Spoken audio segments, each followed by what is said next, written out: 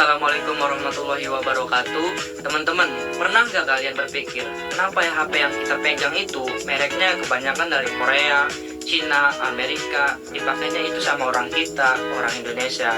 Atau kenapa orang-orang di Amerika beli kopi di Starbucks langsung cabut, tapi pas masuk ke Indonesia dia jadiin tempat nongkrong? Nah, itu semua ada jawabannya di mata kuliah Bisnis Internasional. Perkenalkan, saya Muhyiddin, saya mahasiswa Universitas Primagraha.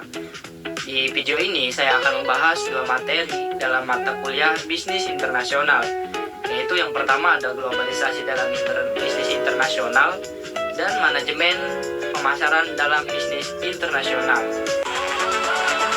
Oke, kita masuk ke topik pertama, yaitu globalisasi. Apa itu globalisasi? Globalisasi itu artinya dunia tanpa pagar. Kalau zaman dulu susah banget barang dari luar negeri itu masuk ke Indonesia. Akan tetapi sekarang kebalikannya, pintu antara negara itu udah berdongkrak lebar. Barang, jasa, teknologi, bahkan tenaga kerja itu bebas banget antar negara. Contoh paling gampang itu outfit kita sekarang. Mungkin sepatu yang kita pakai di Jerman, di Vietnam, bahannya itu dari kita, dari Indonesia. Nah, terus dipasarin ke seluruh dunia. Jadi itu inti dari globalisasi, saling ketergantungan.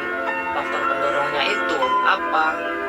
Ada teknologi, internet bikin kita bisa meeting sama orang London detik ini juga. Kemudian juga ada transportasi, mengirim barang antar benua itu makin cepat. Terus juga ada kebijakan pemerintah. Banyak negara yang buka pintu untuk perdagangan bebas. Jadi globalisasi itu bukan cuma soal barat menjajah, tapi soal kesempatan kita buat go internasional juga, teman-teman. Oke, kita lanjut ke materi kedua. Jadi di materi kedua ini ada manajemen pemasaran bisnis internasional. Pertanyaan yang sering muncul itu, gimana sih caranya barang kita itu laku keras di luar negeri? Jawabannya itu cukup simpel. Jadi kita bisa pinter-pinter baca selera. Ada dua strategi. Yang pertama itu, kita jual apa adanya. Ini kayak iPhone. Kita mau beli di Serang atau di New York, bentuk dan isinya itu sama aja, gak ada bedanya sih. Jadi kedua itu kita harus menyesuaikan selera lokal.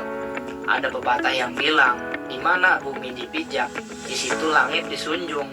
Nah, jadi kita harus beradaptasi dan pintar-pintar menyesuaikan produk kita dengan apa, dengan selera lokal dan budaya mereka, supaya orang-orang di sana itu merasa brandnya itu pas dengan mereka.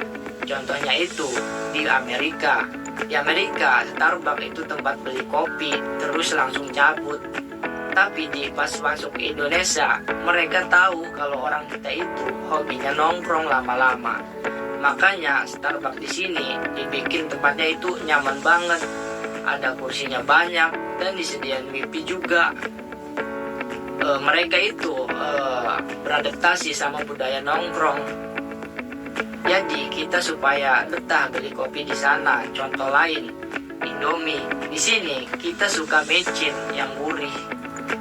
Tapi kalau Indomie dijual ke Eropa, bumbunya itu dibedain, dibikin kalem. Biar apa? Biar cocok sama lidah orang Eropa.